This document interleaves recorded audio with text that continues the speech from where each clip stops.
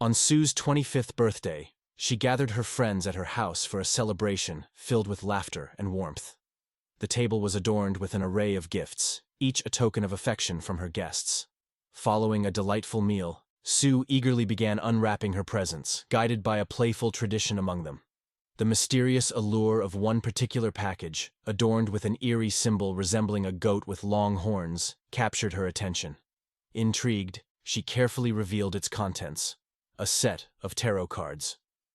Despite her fascination with fortune-telling, Sue had never owned such cards before, setting the stage for an unexpected journey into the realm of the unknown.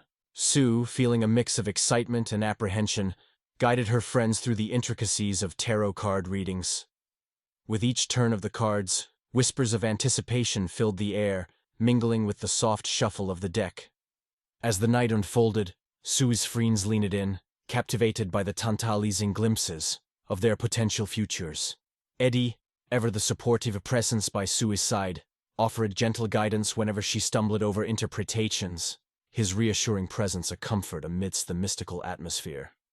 Together, they delved deeper into the enigmatic world of tarot, unaware of the unsettling events that awaited them as they peeled back the layers of destiny. The next day, a leisurely Saturday greeted Sue, offering her the luxury of a long slumber. However, her rest was interrupted by vivid dreams filled with mysterious symbols and glimpses of the future, remnants of her newfound fascination with tarot cards. Intrigued and deeply impressed by their power, Sue found herself drawn to the cards, spending hours in their company. Before long, word spread among her friends of Sue's talent for fortune-telling, and she became a sought-after oracle within her social circle. Some approached her for lighthearted amusement, while others sought her predictions with earnest seriousness. Sue navigated the delicate balance between revealing potential hardships and offering solace, aware of the impact her words could have on her friends' emotions. Despite occasional moments of distress, Sue's gift became a beacon of curiosity and intrigue, attracting even acquaintances and friends of friends to seek her tarot readings. Each visit to her door shrouded in anticipation and uncertainty. Sue awoke one night drenched in sweat, her mind still reeling from a haunting dream. In the dream, she found herself in the living room, surrounded by a group of strangers engrossed in fortune-telling with tarot cards spread across the table. Their intense stares bore into her, leaving her feeling unsettled and vulnerable. As she stumbled into the living room upon waking, her heart raced at the sight of the tarot cards resting on the table, sending shivers down her spine. Despite rationalizing that she must have forgotten to stow them away the night before, an inexplicable sense of dread lingered in the air. Seeking solace, Sue confided in her friend Bella about the eerie dream. Bella's dismissive response, attributing it to Sue's penchant for horror movies, only served to deepen Sue's internal turmoil. Wrestling with a mix of fear and uncertainty, Sue made a hesitant vow to distance herself from the unsettling world of tarot for the time being, though the lingering unease refused to dissipate easily. 3 days later, Sue found herself once again engrossed in the world of tarot cards, seated at her table and delving into the mysteries of fortune-telling. Her concentration was shattered by the sudden sound of a bell ringing, signaling the arrival of her neighbor from downstairs. Over the years, they had developed a casual friendship, occasionally sharing coffee and conversation. Upon her unexpected visit, she too expressed an interest in fortune-telling, leading to a light-hearted exchange of predictions that ended in laughter. That night, however, Sue's reprieve from unsettling experiences was short-lived, as she was plagued by another harrowing nightmare.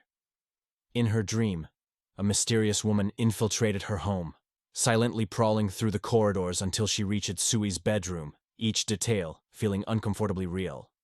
Just as the woman approached Sue's bedside, she jolted awake from the horrifying vision, her heart pounding with fear.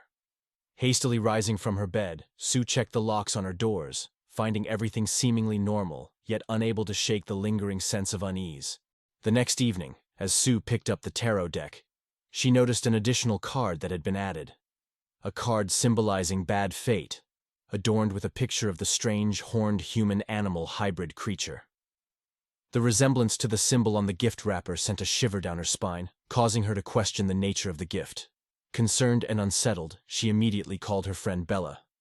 "Bella, yesterday I discovered a new tarot card in the deck that Eddie supposedly brought. You have a spare key to my house. Have you ever come over with Eddie? If so, that's fine, but I need to know if this is some kind of joke, Sue said, her voice trembling with apprehension.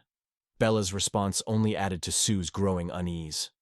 Sue, we discussed this with our friends after that day, and the truth is, nobody brought those tarot cards. Eddie gave you perfume, not tarot cards. We have no idea where that extra card came from. It's as if it appeared out of thin air, Bella explained, her tone mirroring Sue's growing sense of dread. Sue couldn't make sense of what she heard, feeling a mix of confusion and frustration. She was convinced that Eddie must be behind the strange tarot cards, continuing his prank from before. Dialing Eddie's number, she recounted the unsettling discovery, expecting him to confess to the elaborate joke. However, Eddie's vehement denial only added to Sue's mounting unease. Determined to confront the situation head-on, Sue invited Eddie and Bella to her house for the following evening, hoping that a face-to-face conversation would provide some answers. Bella, eager to support Sue, promised to bring along a friend knowledgeable about tarot readings.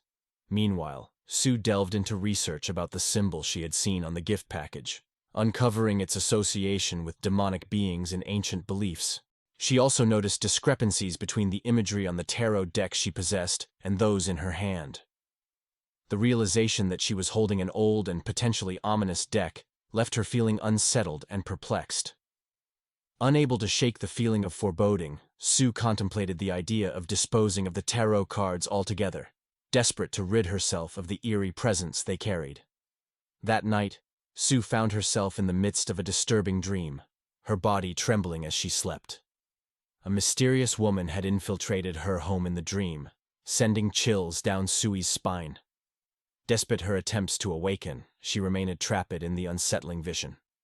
The woman addressed Sue as my servant, gently caressing her hair before revealing a haunting image of Sue's own living room, with the tarot cards resting in the second drawer of the coffee table. Sue awoke drenched in sweat once again, her heart racing with fear. Determined to confront the unsettling events head-on, Sue resolved to discuss the matter with her friends that evening and put an end to the tarot business for good. Upon opening the drawer she had seen in her dream, she discovered the tarot deck exactly as it had appeared in her nightmare, intensifying her sense of fear. In the evening, as she took a shower to get ready, Sue was startled by the sudden ringing of her phone, which only added to her growing unease. It was Bella calling, informing her of their arrival at the door and urging her to let them in. Sue quickly instructed Bella to use the spare key and assured her that she would join them in 10 minutes. As she finished getting ready and made her way down the corridor, the muffled sounds of her friends' voices drifted from the kitchen, confirming their presence. With a brief glance into the living room, where an unfamiliar girl sat, likely the friend Bella had mentioned, Sue smiled slightly before joining her friends in the kitchen. "Welcome, everyone. Why go through the trouble of preparing food when we could easily order from a restaurant?" she suggested. Meanwhile, Bella's solemn words echoed in Sue's ears. "Sue, this tarot thing could be something serious. My friend said it could be some kind of spell or haunting. You should be careful." Sue's resolve to dispose of the tarot deck only grew stronger. While Sue was suggesting, "Let's go and talk to your friend in the living room. Maybe she can help," Eddie interjected. "We were talking about food, actually. I think we should order pizza. I guess everyone can eat a medium-sized one, right?" After receiving approval, he added, "Then I'll order 3. Sue inquired, "Why don't you count your friend in the living room? Won't she eat with us?" Eddie and Bella exchanged surprised glances. Bella responded to Sue, "What friend? We didn't bring anyone, Sue. My friend called me to say she won't be able to make it." Sue, bewildered, quickly went to the living room, finding it empty except for scattered tarot cards on the table. Unsure of what to make of the situation, she questioned whether she was dreaming or experiencing a haunting. Regardless, she knew she had to start by disposing of the unsettling deck. If you enjoyed this video, don't forget to subscribe to our channel for similar content.